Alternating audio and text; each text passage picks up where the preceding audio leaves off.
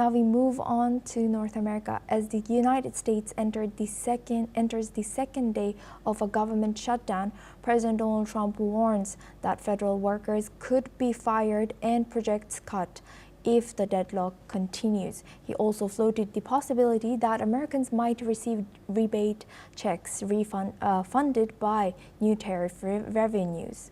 Speaking to a White House correspondent, the president has blamed Democrats in Congress for the stalemate and has referenced a memo from the Office of Management and Budget that raised the prospect of firings.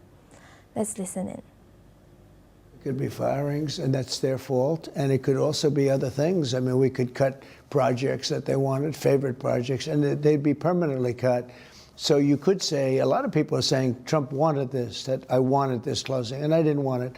But a lot of people are saying it because I'm allowed to cut things that should have never been approved in the first place, and I will probably do.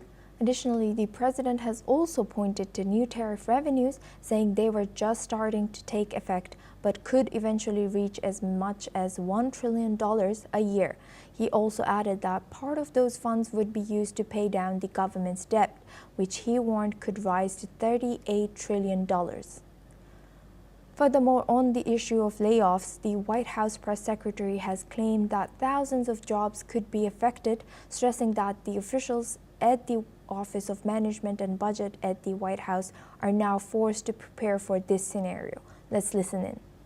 Good. We're on day 2, unfortunately, of a government shutdown. The president, the vice president, the entire team here will continue to work and talk to members on the Hill to try and come to a resolution, to try to encourage Democrats to muster up the courage to do the right thing. And we believe there will be a vote taking place tomorrow, and we hope that vote will lead to the government reopening. That's what the president wants to see, and that's what we're working on today.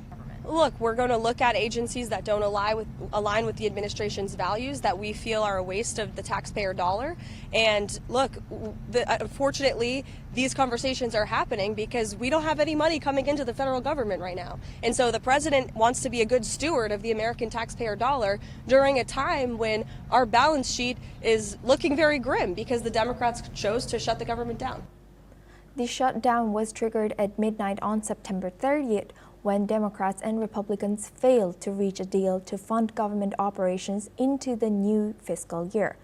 Democrats demanded that any funding bill must include an extension of health subsidies due to expiring at year's end, whereas Republicans argued that the two issues should be dealt separately. Both sides are continuing to blame one another for the deadlock.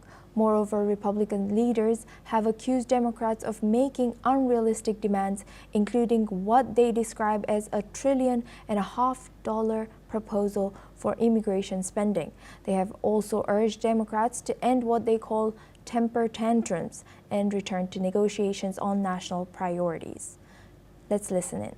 Made a decision that they would rather give taxpayer-funded benefits to illegal aliens than to keep the doors open for the American people, to keep vital services, veteran services, healthcare and nutrition for women, infants, and children. They would rather not pay the troops and TSA agents and Border Patrol agents. They would rather stop services of FEMA in the middle of a hurricane season than to do the right thing for partisan political purposes. It is selfish, it is reprehensible, and it is exactly the opposite of what they have all said themselves in their own words very passionately every day until now. Businesses do this all the time. A small business, whether it's good times or bad, has to sit down and figure out how to make the budget work. Washington needs to do the same thing. And that means House Democrats and Senate Democrats need to stop holding temper tantrums, stop making $1.5 trillion demands for illegal alien funding, and vote to open up the government, release the hostages, and let's go get back to a negotiation over what the priorities of this country really should be. In response, the Democratic House Minority Leader has criticized both the president and Republicans, saying they have refused to engage in serious discussions since a White House meeting earlier in the week. Let's listen in.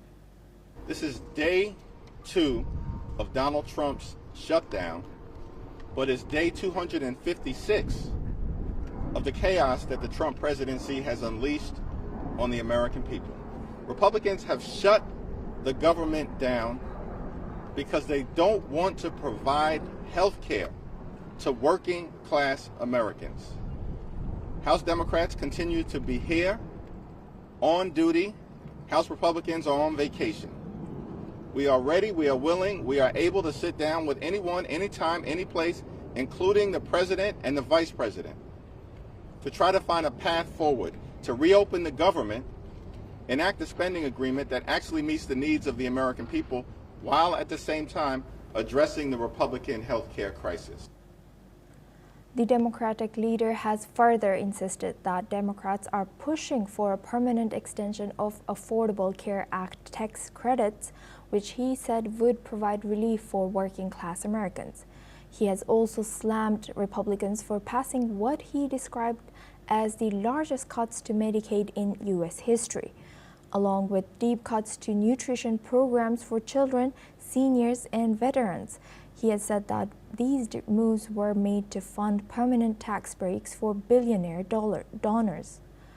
The Democratic leader has further warned that without action, more than 20 million Americans could face steep increases in healthcare premiums, co-pays, and deductibles. Now for this discussion, we're joined by Sumit Ganguly. He's an American political scientist, joins us live from Palo Alto. Sorry for that pronunciation there. But thank you very much for joining us. Welcome to NewsX World.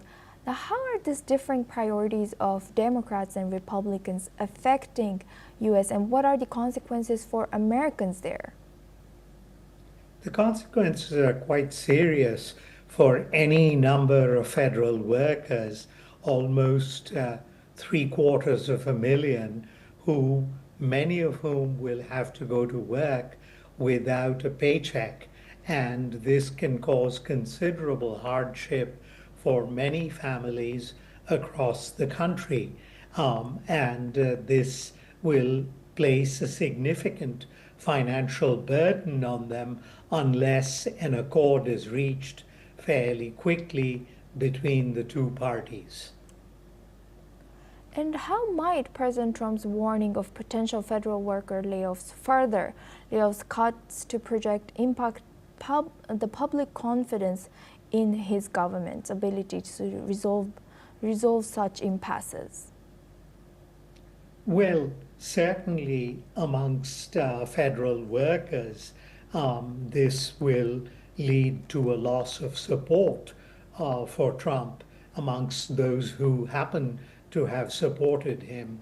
But the Democrats need to make clear to the American public the extraordinary costs of this budget impasse, and above all, to link it to possible shrinkages of the federal workforce. I can understand that the Democrats and Republicans have profound differences about spending and spending priorities, but they should, under no circumstances, are hapless federal workers should be held hostage or their jobs should be placed at risk for no fault of theirs. And what role do tariffs and the projected revenue from them play in current president's approach to addressing the shutdown? How realistic is his expectations or his comments?